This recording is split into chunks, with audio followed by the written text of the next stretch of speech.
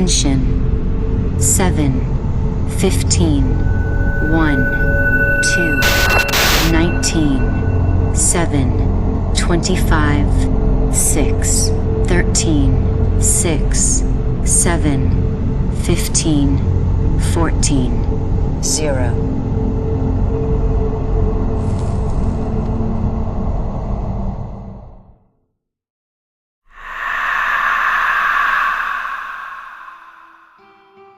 Il suffit parfois d'une seule décision, d'une seule balle, d'une seule seconde pour changer le cours de l'histoire. Dans Call of Duty Black Ops, Alex Mason parvient finalement à arrêter Dragovich et à empêcher l'un des plus grands massacres de l'histoire. Mais aujourd'hui, oubliez tout ce que vous connaissez.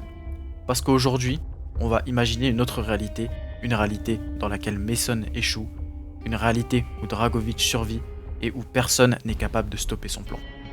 À partir de cet instant, le monde ne sera plus jamais le même.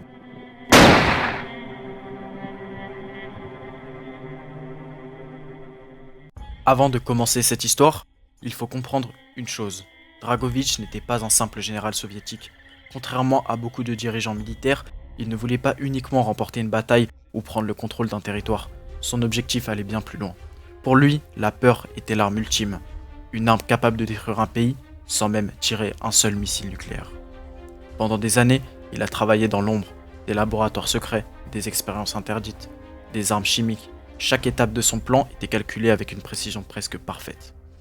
Mais surtout, il avait trouvé un moyen de transformer des êtres humains en armes vivantes. Grâce à un lavage de cerveau extrêmement poussé, il était capable d'implanter des ordres directement dans l'esprit de ses victimes. Des années plus tard, un simple mot, ou une série de chiffres, suffisait à les transformer en soldats prêts à tuer. Et le meilleur exemple de cette méthode, c'était Alex Mason. Dans la réalité que nous connaissons, Mason retrouve ses esprits, malgré les manipulations de Dragovich, malgré les années de torture, malgré les voix qui résonnent encore dans sa tête, il reprend le contrôle. Il plaque le haut gradé soviétique dans l'eau, réussit à le maintenir immergé pendant un certain temps, et réussit à mettre fin au cauchemar.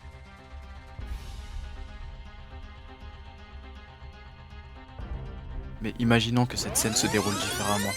Imaginons qu'au moment où Mason était en train de noyer Dragovich, il hésite une fraction de seconde seulement. Une hésitation provoquée par les souvenirs, les chiffres, les manipulations qui continuent à détruire son esprit. Cette hésitation est suffisante. Mason lâche prise sur Dragovich. Dragovich profite de ce moment pour sortir un pistolet qu'il détenait dans sa poche afin d'en finir avec le soldat américain.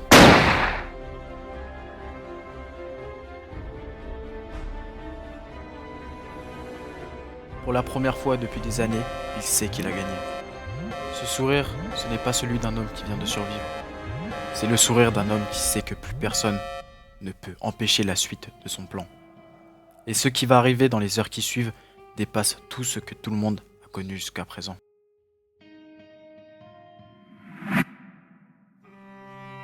Quelques minutes après avoir échappé à Mason, Dragovich rejoint son centre de commandement.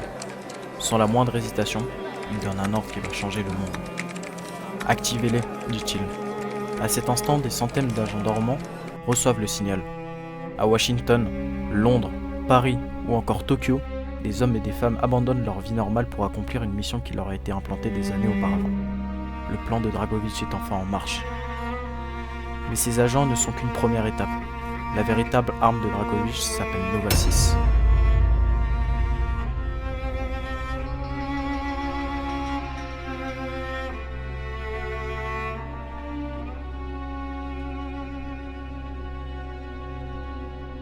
En quelques heures, plusieurs équipes déploient discrètement cette arme chimique dans différentes villes du monde.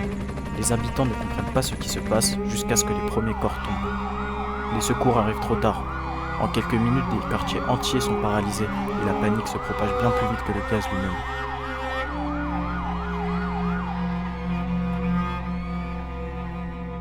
Face à ces attaques, les États-Unis accusent immédiatement l'Union soviétique. Les tensions explosent, plus personne ne cherche à comprendre, chacun cherche seulement à riposter. Des flottes quittent leurs ports, les bombardiers décollent et les armées sont mobilisées. La guerre froide vient de basculer dans un conflit mondial. Depuis son bunker, Dragovich observe le chaos. Tout se déroule exactement comme il l'avait prévu.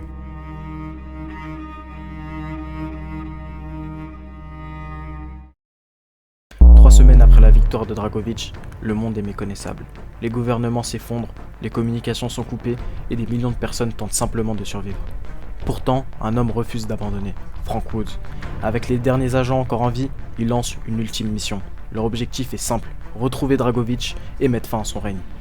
Les renseignements les conduisent jusqu'à un ancien bunker soviétique perdu dans les montagnes. Aucune certitude, mais c'est leur seule piste. À leur arrivée, la base semble déserte. Les couloirs sont silencieux, trop silencieux. En avançant, Woods comprend qu'ils sont tombés dans un piège. Les portes se referment derrière eux, les soldats surgissent de toutes les directions, une violente fusillade éclate. Malgré les pertes, Woods atteint enfin la salle de commandement. Face à lui se tient Dragovic. Vous arrivez trop tard, dit-il calmement. Le monde est déjà à moi. Avant que Woods ne puisse tirer, une explosion secoue toute la base. Lorsque la fumée se dissipe, Dragovic a disparu. La dernière chance d'arrêter Dragovic vient de disparaître.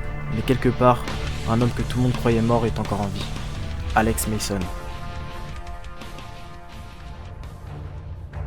Après son échec sur le Rusalka, Mason a survécu.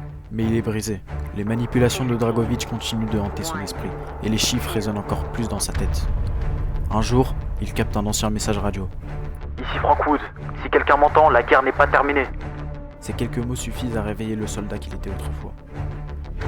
Pendant ce temps, Dragovic impose un nouvel ordre mondial. Les gouvernements tombent, l'information est contrôlée et toute trace de la vérité disparaît progressivement. Pour les nouvelles générations, Dragovic est devenu un héros. Mason et Woods ne sont plus que des noms oubliés. Après des semaines de recherche, Mason retrouve enfin Woods. Les deux hommes savent qu'ils ne renverseront pas un empire en un jour, mais ils savent aussi qu'une seule victoire peut rallumer l'espoir. Leur prochaine mission ne vise plus seulement à éliminer Dragovic, elle doit prouver au monde qu'il est encore possible de résister.